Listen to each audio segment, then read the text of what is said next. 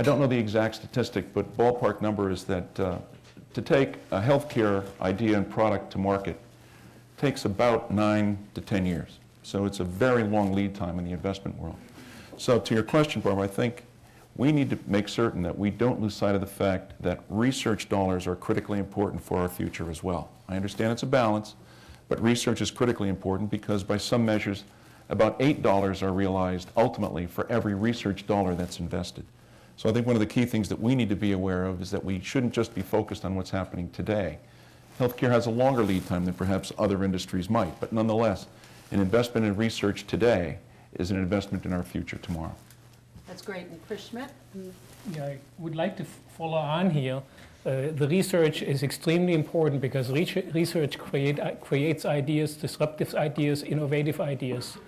And we have to remember that what the Kauffman Foundation said between 1980 and 2000, only companies that were less than 5 years old created a net job growth. That's the only companies that created it. And if we don't invest into these companies that are growing, that are coming up, we will not have anybody creating new jobs. So government, any public entity needs to continue working on this and investing in this area because, yes, if we think short term, we can probably put the money somewhere else. But long term, we're not creating any long-term jobs that can be sustained. So that is an extremely important message that has to go to all public entities. And the private entities got it. The Morgan Foundation just gave us $3 million challenge grant to support what we are doing because they see how important it is. And now it's really up to us to get everybody else behind this and match that challenge. That's great, Chris. Don, you want to? Yeah, I'd tag on to the two here. And Barbara, I think we have to really dig deep on funding. It's going to, all these organizations here. I mean, like if I take a Cleveland Plus marketing campaign, if the funding cuts off after a year, it was wasted dollars. We all know marketing takes sustainability and you got to build that brand. Any of the organizations to attract new business. It is a competitive environment out there. These guys are competing against the Kansas Cities, the Charlottes, the Sunshine States, everybody, and it takes money. Now I know we're all going to have to cut some costs and resources, but one thing I think we need to do, and I'll call it, put it as an Obamaism, we got to redistribute some of the funding.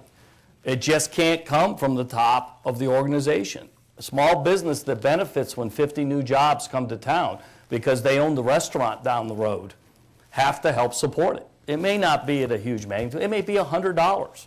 But that kind of funding coming from all sources, small business, middle business, large business, is going to be necessary to keep these organizations driving.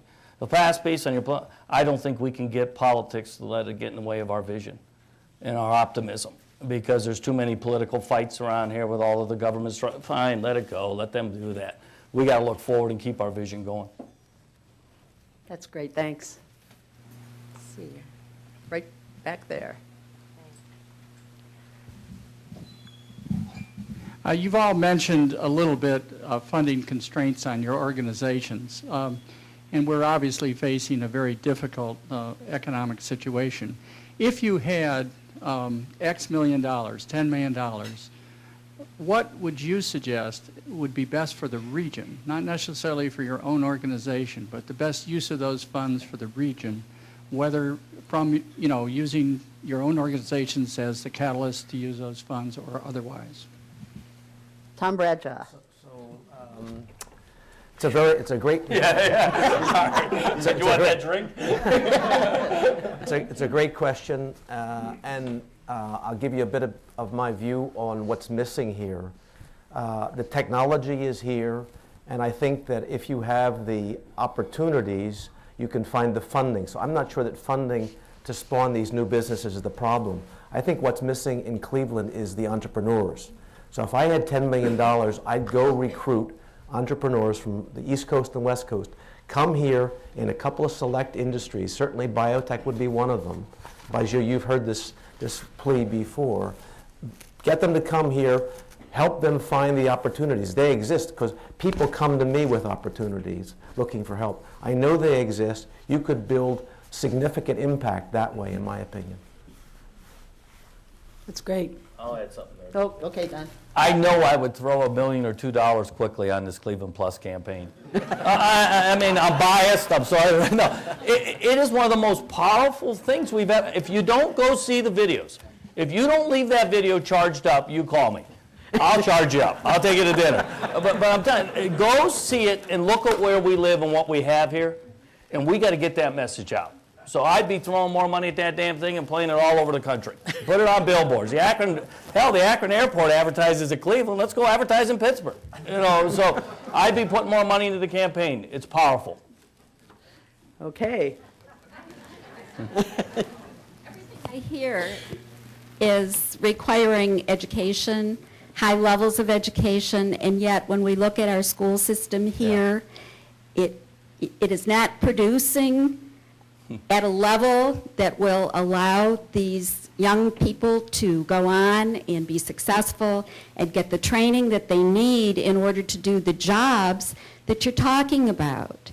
And we have people right here, what are they going to be doing without an education? Are any of you involved in any organizations, any kind of links to improve that and correct the situation so that we have a workforce right here? And I think if we have a very strong educational base that will show that we've got workers here, people will want to come here to have their companies here because they know that they'll have a workforce here. So that's my first question. My second question is, in the biomedical aspect, I know that the Food and Drug Administration has a lot of requirements that people who have new products, devices, it's difficult to get through that and to have insurance companies pay for these. Are you working, is the biomedical organization working in any way to help move people through that process or relax the requirements so that these products can get used, get to market?